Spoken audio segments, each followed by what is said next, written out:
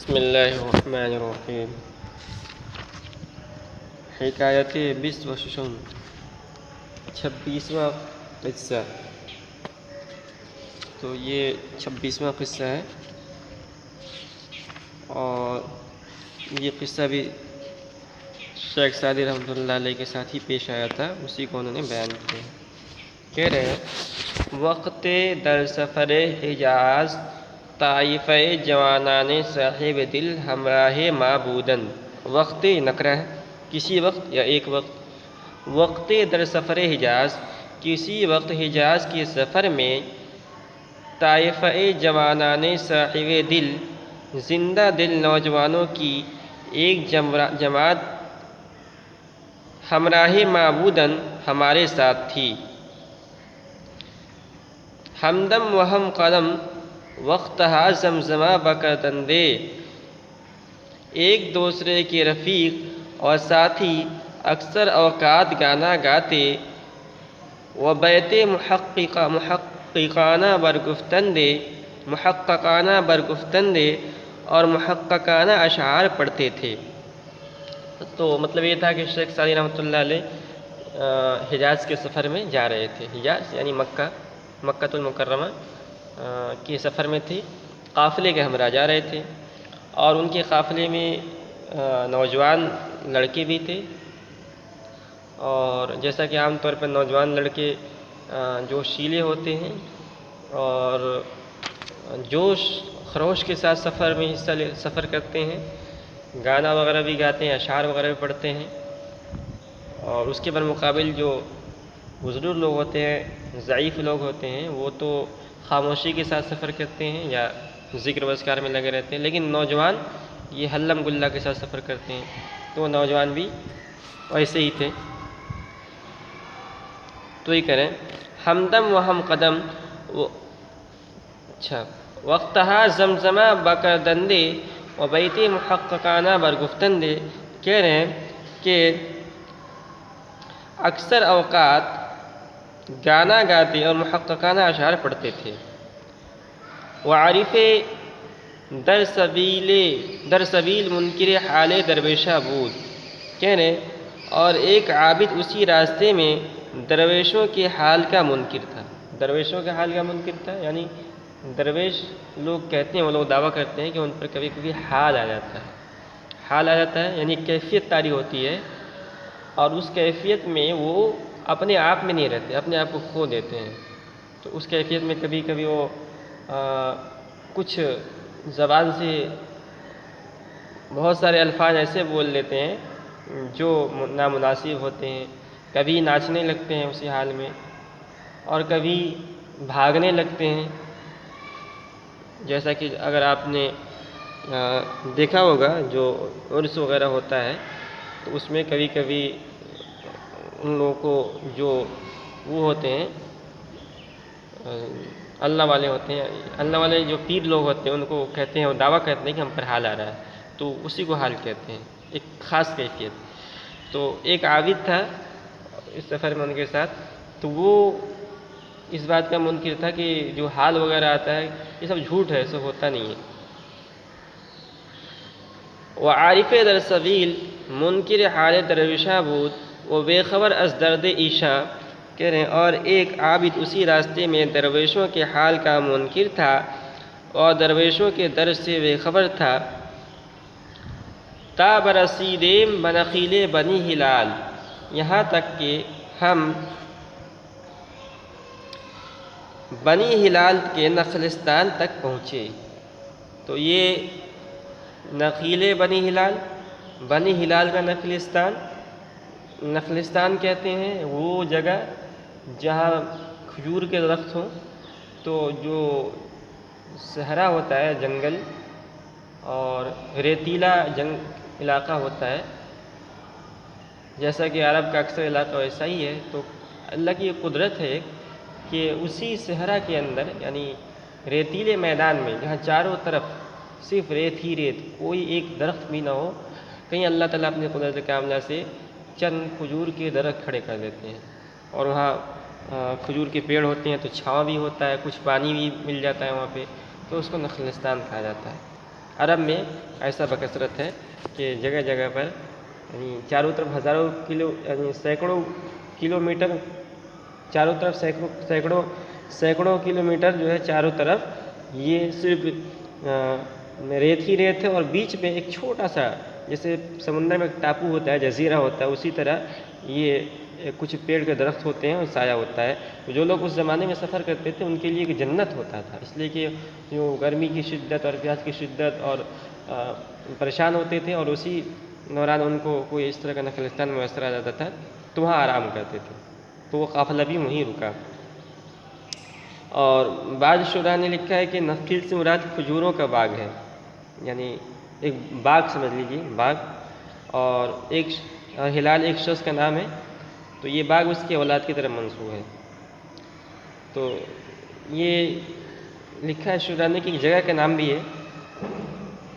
جب فارس سے لوگ جاتے ہیں مکے کی طرف تو راستے میں پڑتا ہے.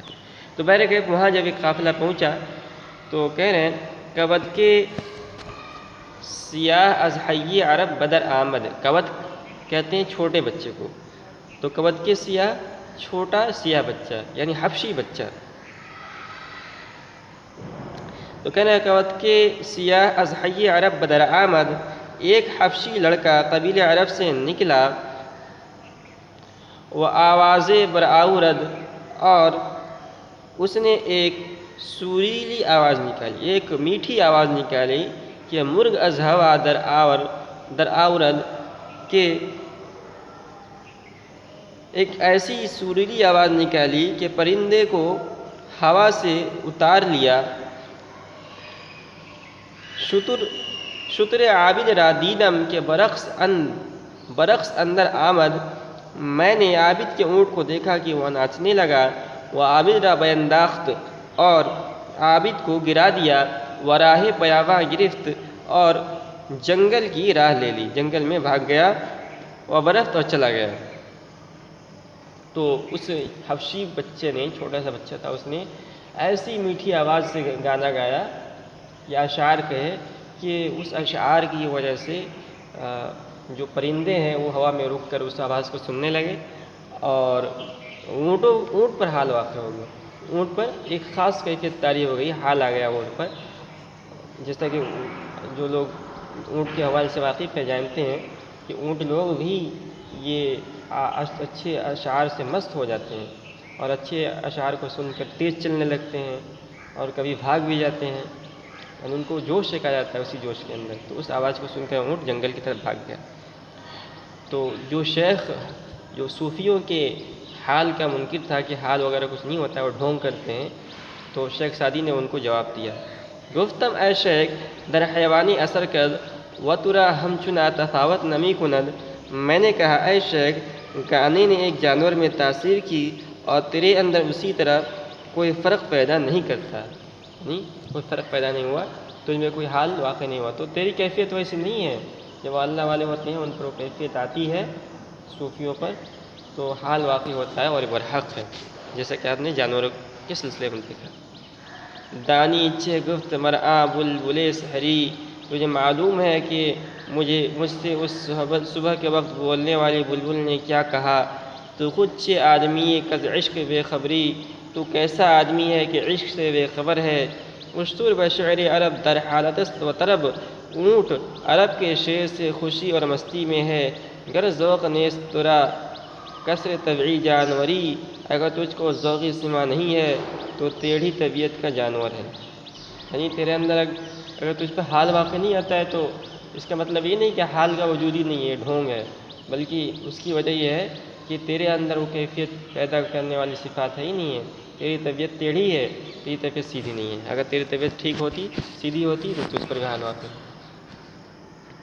وعند حبوب الناشرات علی الحما تمیل غصون البانی للحجر الصلدو. کہنے گھٹاؤں کی پریشان کرنے والی ہوا کے مرغزاروں پر چلتے وقت تمیل غصون البانی للحجر الصلدو، بان کی شاخیں جھکتی ہے نہ کہ سخت پتھر. یعنی جب ہوا چلتی ہے اور تو اس سے جو مرغزار ہوتے ہیں۔ چراگاہ کے اندر جو چارہ ہوتا ہے، جو پودے ہوتے ہیں، وہ اس خوشنما ہوا کی وجہ سے، اس اچھی ہوا کی وجہ سے جھومنے لگتے ہیں، اس اچھی ہوا کے جھونکے سے جھومنے لگتے ہیں۔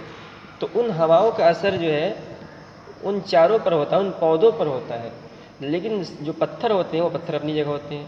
تو جب جو پتھر نہیں ہلتے ہیں، اس کی وجہ یہ نہیں ہوتی ہے کہ ہوا ہے ہی نہیں، ہوا اچھی ہوا نہیں ہے اور ہوا نہیں چل رہی ہے۔ ہوا تو چل رہی ہے لیکن وہ سخت ہوتے ہیں، ان کی طبیعت کے اندر شدت ہوتی ہے، اسی لیے وہ پتھر اپنی جگہ سے ٹس مس نہیں ہوتے۔ اس کے برخلاف جو پودے ہوتے ہیں، چارہ ہوتے ہیں، وہ ان کی کیفیت میں لطافت ہوتی ہے، تو اس ہوا کی وجہ سے جھومنے لگتے ہیں۔ اسی طرح جو اچھی باتیں ہوں، اشعار ہوئیں یا خدا کا کلام سن کر جو اللہ والے ہوتے ہیں، جن کی طبیعت میں لطافت ہوتی ہے، وہ جھومنے لگتے ہیں، ان کا کیفیت طاری ہو جاتی ہے۔ اور جن کے دل پتھر کی طرح سخت ہوتے ہیں، وہ ان کے دل پر کوئی اثر نہیں ہوتا ہے۔ بذکرش ہر چبینی در خروش است، اس کی یاد میں تو جس کو دیکھی وہ شور میں ہے۔ ولے داند دری معنی کے گوش است، لیکن اس حقیقت کو وہی جان سکتا ہے جو کان رکھتا ہے۔ نہ بلبل بر گلش تسبیح خانے است، اس کے پھول پر صرف بلبل ہی تسبیح نہیں پڑھتے کہ ہر خارے بتسبیحش زبانیں است، بلکہ ہر کانٹا اس کی تسبیح کے لیے زبان بنا ہوا ہے۔ تو خلاصہ اس سے آیت کا یہ ہے کہ جو اللہ والے ہوتے ہیں وہ